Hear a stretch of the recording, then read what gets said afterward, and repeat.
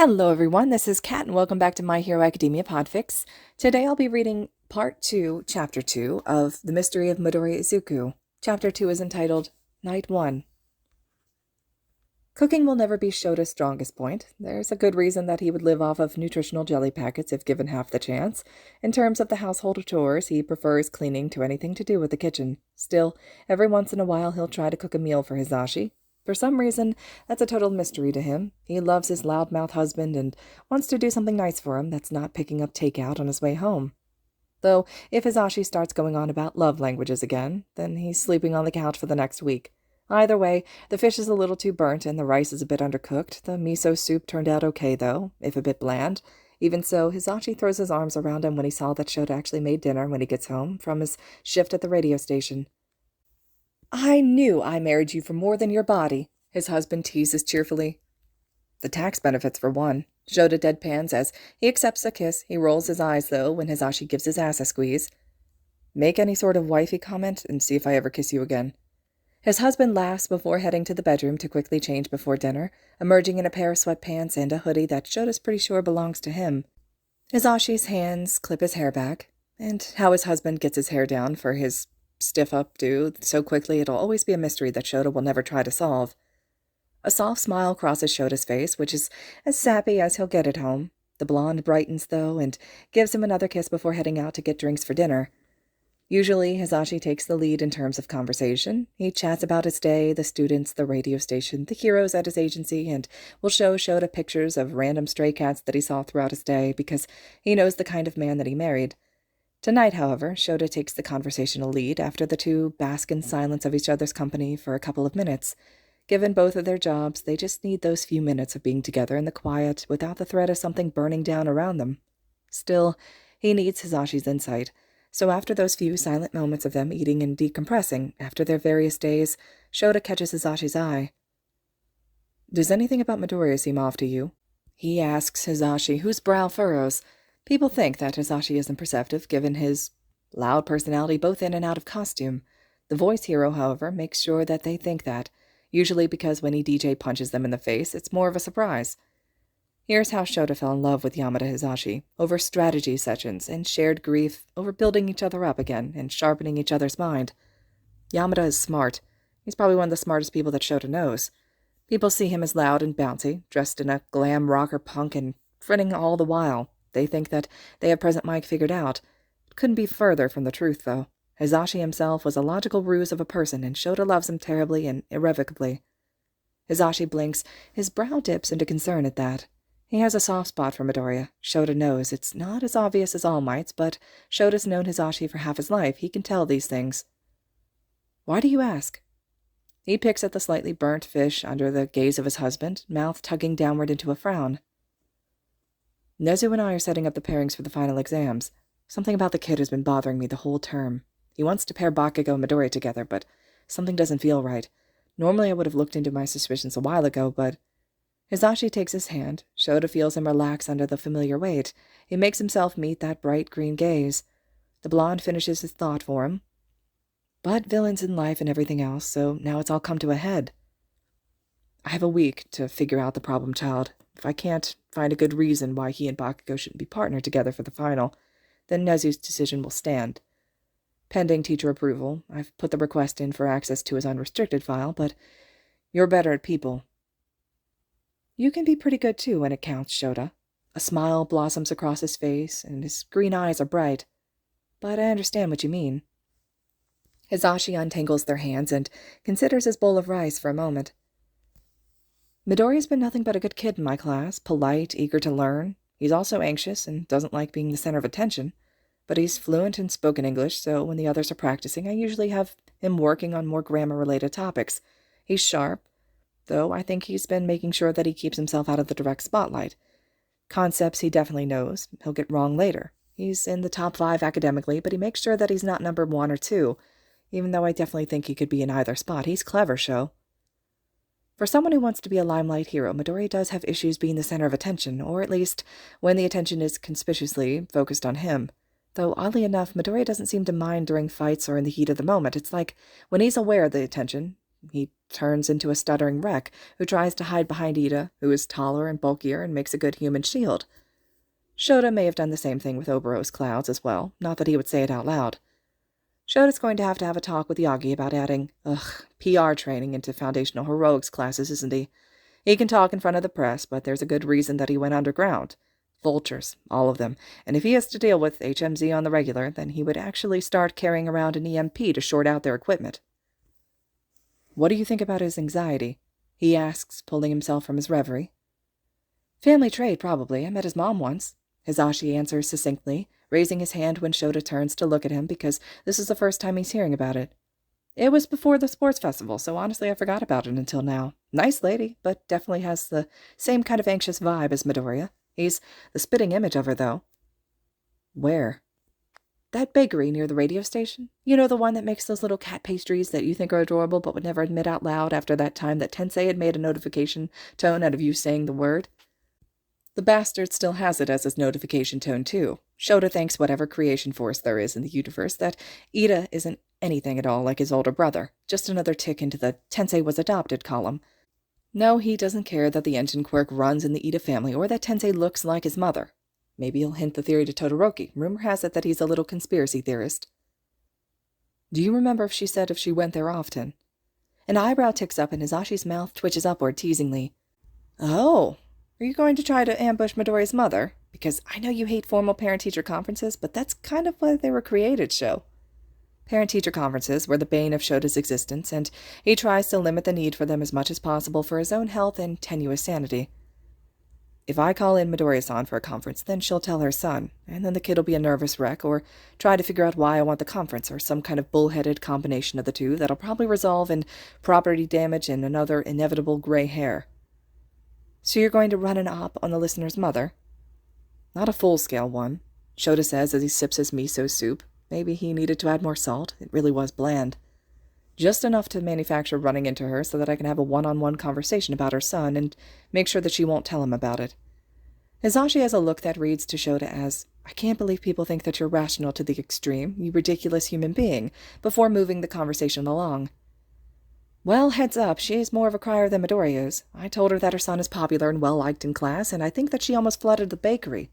I'll also keep an eye on the little listener this week during my class and see if I can't add a little more to the investigation, but he seems like a nice, if a bit nervy, sort of kid that tries not to stand out too much in settings that are not the sports festival or villain fights. There's nothing really more to say on that, is there? So they move on to other topics, more importantly, cat pictures. Excellent. Shota patrols later that night, which is not different from most of his nights. His schedule is rather predictable during the semester, which makes his paranoia itch at that. Being predictable is not good for anyone's health, after all. He pauses, tells himself firmly that no one is currently out to get him more than usual, and decides to change up his patrol route. One of the beautiful things about being independent is that he can go wherever he wants. Right now, for once, he has no active open criminal cases. His night looks like taking down muggers, thugs, and anyone who doesn't understand the meaning of the word no. He also, after handing a groper over to the police, reminds himself to make sure that Mineta is attending those sexual harassment classes. Normally, Shota would have expelled the little pervert from the first harassment claim. Despite increasingly dwindling potential, the kid's uncle is on the UA board of directors, which is all very political, and it makes Shota break out into a rash while thinking about it. This makes the expulsion process trickier, and that's the next headache to handle following Midoriya. If Mineta didn't shape up soon, then Shota was going to file the paperwork and let Nezu handle the fallout. It's been a while since Nezu fought the board of directors into submission. Well, not too long, but Shota would like to see them continually punished for forcing Bakugo to be chained up after that sports festival. At the very least, Shota would rather move Mineta down to general education and bring up Shinso, especially since Nezu was lobbying for the dorms. No way is he letting Mineta live in the same building as the 1A girls with his current behavior. 4 hours and about 6 apprehensions into his shift, Shota feels not great, but the tension has lessened. He perches on the rooftop of a nearby building for a breather and to check his phone. Hisashi sent him a goodnight text about an hour ago. Yagi, as a thank you for subbing for him, sent a picture of a particularly fat cat that has fur on the top of its head that looks like a toupee. Namuri has a 3-page long chain about her latest date. Why she thinks he would care about that, Shota has no idea. He's dismissing his group chat notifications. Why was he in so many when he hears the door open to the roof behind him? Shota turns, not expecting a fight, but a civilian that he'll need to reassure that yes, he's a pro-hero, not a creep that likes to hang out on rooftops. Instead, however, he freezes as he sees Midoriya, balancing 2 mugs of steaming liquid. His hair is held back by a headband, and he's wearing a huge Wild Wild Pussycat hoodie, along with his feet jammed into those red sneakers. I thought it was you, Eraserhead, he greets, shifting on his feet. Midoriya, Shota replies. Why are you up? It's a school night, and frankly the kid should have been in bed a while ago. Not that Shota has any room to judge, given his own sleeping habits when he was Midoriya's age and currently. But Shota's always been more of a do-as-I-say, not-as-I-do sort of person. I was talking to a friend in America. She's in college and studying quirk science, he replies, face flushing red. I was going to bed when I saw you. And you brought me a drink. It's an unexpected kindness, though perhaps not that unexpected given Midoriya's nature. Shota may have issues with the kid's self-sacrificial tendencies and his worrying tendency to break himself in pursuit of his goals. What he doesn't have an issue with, though, is Midoriya's heart, which is as immense as his strength, maybe even more so. Problem Child has one of the biggest capacities for empathy, for kindness, for compassion that he's ever seen. Shota can admit that he envies it at times. I figured it would be nice. It's hot chocolate, the good kind that my mom makes when I'm sad. He says the last part absent-mindedly before turning bright red enough that Shota feels a flash of worry that the kid may pass out from the blood rush. Midoriya, however, appears all right as he stutters out the next response. Not that you care about that, or are sad, just, He shifts under Shota's gaze. Thanks. He takes a dark green mug from his student. The other one is an All Might one, so faded that the red is more of a pink. Shota rightly assumes that's his. So, this is your building? It is. Are you patrolling the area? I mean, of course you are, but there's no case in the area, right? Because sometimes Mom works late, and if there's... No case I'm working. I just picked the area for the week. It's a sudden decision on his part, but the opportunity is too perfect for him. Midoriya nods thoughtfully, his brow furrows as the muttering starts. Shota drinks the hot chocolate, which is good and probably the expensive kind, from the actual chocolate shavings versus the powdered milk. It's not too sweet. All in all, he has to commend Midoriya-san for her taste. Makes sense considering Eraserhead is an independent underground hero. Rather than signing up for underground agencies, he can set his own cases, hours, and patrol routes without having to worry about filing for a quota like agencies impose, although it differs from Limelight. You know your stuff, Shota notes, pleased, not that his voice shows it. Normally most of his students don't really know the nuances of underground heroics until his lesson on the subject. Midoriya's head snaps up, and the shyness returns. I always found heroics interesting. I wanted to be a hero since I was a kid, and you know how I can get, even when I probably should have given up. I didn't. Not that you need to concern yourself with such things, Eraserhead. Shota didn't answer. Even when he probably should have given up. What exactly did he mean by that? He thinks back to his previous expulsions. He wishes those kids had a third of Midoriya's dedication to heroics. Maybe they would have been able to actually make it at UA. Dedication is important, he replies instead, taking another drink. Midoriya blinks at him, looking a little thrown. He always looks thrown when he thinks that Shota's offering him praise in any form, like he's not used to any adult giving him such things. Shota finishes the hot chocolate and hands Midoriya back the mug. Thanks. Make sure to keep warm. It's not too hot in the evening yet. Recovery girl will give you that face. That face? I'm not mad face. I'm disappointed. I honestly prefer when she yells. Shota knows exactly what face Midoriya is referring to, and he winces under his goggles. Go to bed, Problem Child. His student nods and heads to the door. Be safe out there. Then he disappears inside. With a taste of chocolate lingering on his tongue, Shota notes the building on his phone. As his investigation into this student continues, Shota wonders if another midnight talk will be better. Midoriya's the type to come up time and time again with hot chocolate, and that nervous yet determined disposition to make sure that he was all right. Midoriya also goes out of his way to avoid adults with any issue that he may have, and he twitches and fidgets and shies away, keeping his eyes on them. Midoriya makes sure to be aware of where Bakugo is in the room, tenses himself when he feels the blonde's eyes on him. Midoriya acts like his own life is an acceptable sacrifice to be made to save others. Midoriya protects people, his fellow students, to all might. Midoriya is kind and compassionate. Midoriya is smart, but tries to hide it.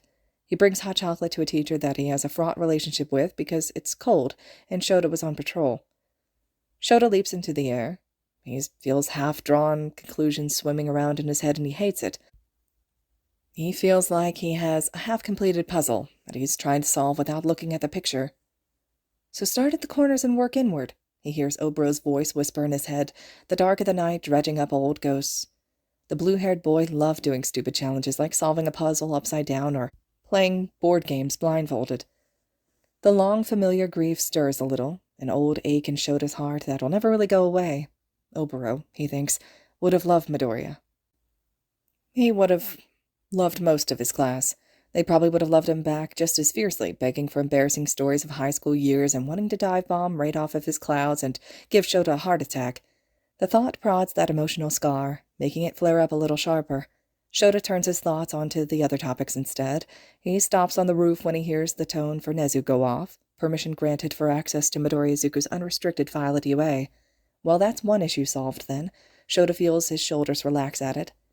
He tries to push thoughts of Midoriya's eyes on the rooftop out of his head, and the casual mentions that set the something's not right alarms off, ringing in Shota's head. He sighs and rolls his shoulders. Tomorrow, he'll look at Midoriya's unrestricted file. Perhaps things will look a bit clearer then. Until then, Shota still had a couple more hours left of his self-imposed patrol to handle before he could go home and crawl into bed with his husband. Pushing all thoughts of the problem child out of his head, Shota takes a deep breath, lets loose his scarf, and continues on with his patrol. All right, everyone. This concludes Chapter 2 of The Mystery of Midoriya Izuku. Chapter 3 will be next. I hope you all are enjoying this one so far, and as always, thank you so much for listening.